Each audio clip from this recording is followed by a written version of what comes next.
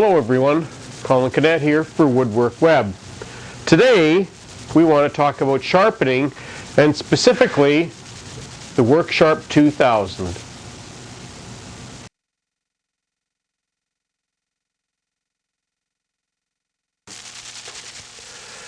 A couple of years ago, our friends at Worksharp actually sent this little tool to us for evaluation.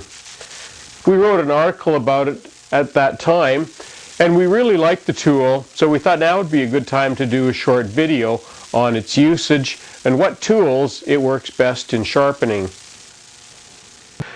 The Worksharp 2000 is a small sharpening tool. The way it works is this little disc on top is what actually sharpens the tool, and it's reversible. This red is a 80 grit. This gray is actually a 220 grit. The wheel mounts on the tool on the top and fastens down with this knob. Now there's also a variety of different wheels and grits available. This wheel, this slotted wheel, is more for rougher jobs, axes, garden tools, those kinds of rougher, bigger knives, those kinds of slots. And obviously you can put different grits on the front and the back. There's a variety of grits and discs available, and they all have a sticky back on them so that they just stick, and they stick very firmly and nicely to those wheels. So it works very well.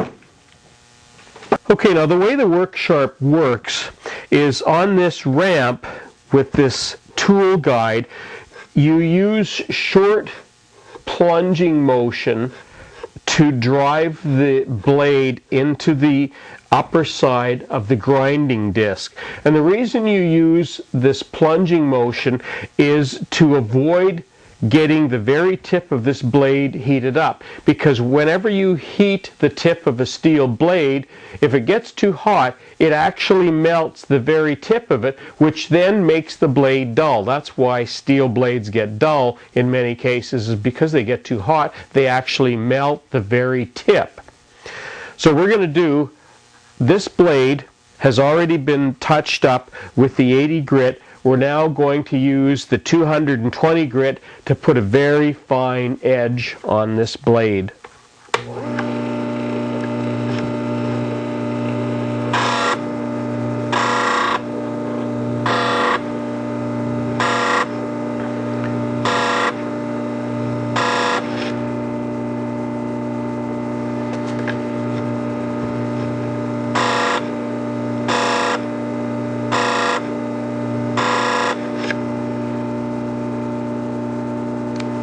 And that's it. That has put a very, very fine tip on that blade. Well, let's talk about sharpening for a second. First of all, how do you know if a blade needs to be sharpened? Well, the quickest way and the easiest way is to have a look at the very tip of the blade under a bright light, like a light bulb. Fluorescent tubes don't work very well, but a light bulb or something very specular like that works very well. And what you do is look at the very tip of the blade, and if you can see light on that very tip of the blade, it means your blade is dull, and that's because light is reflecting back. But there's another thing that makes a difference in sharpening, and that is that the back of any blade, whether it be a chisel or a plain blade, the back needs to be absolutely flat. If it's not, here's what happens. When you sharpen a blade that's absolutely flat, you end up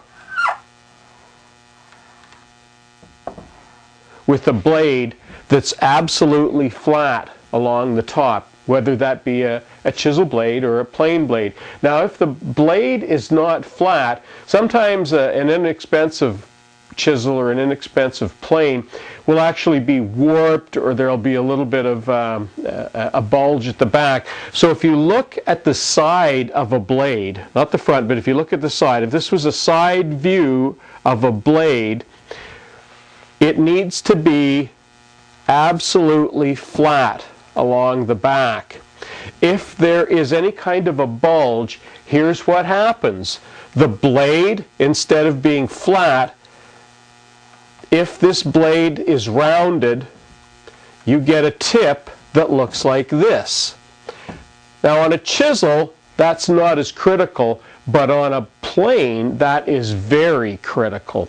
So you need to make sure that your blade is absolutely flat on the back. And you can check this by putting a very fine, a very accurate engineer's square on that. You can actually see that should actually be absolutely square when you're finished. Now the Worksharp also has a tool rest on the back of the tool, and that's primarily used more for freehand sharpening. And this scraper that I use for removing paint off different materials is a perfect example of where you would use that. Wear good eye protection always.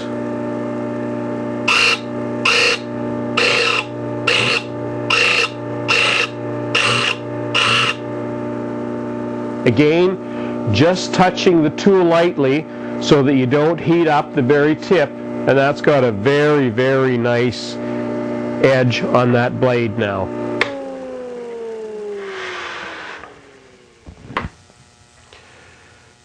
We found the Worksharp to be a great little tool. It's specifically good for chisels, it's good for scrapers, paint scrapers, that sort of thing. It's even good for rabbiting planes because we have a fairly small blade in here, fairly narrow blade in here, and typically a rabbiting blade is a little bit more of a roughing plane, so it's not as critical.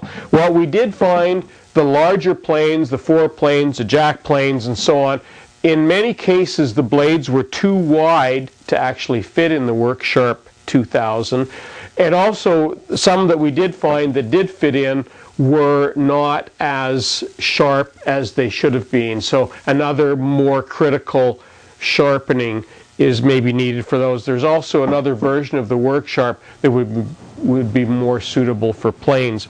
We did find that block planes, that it works very well for block planes. So the Worksharp 2000, it's a great little tool and a good addition to your workshop.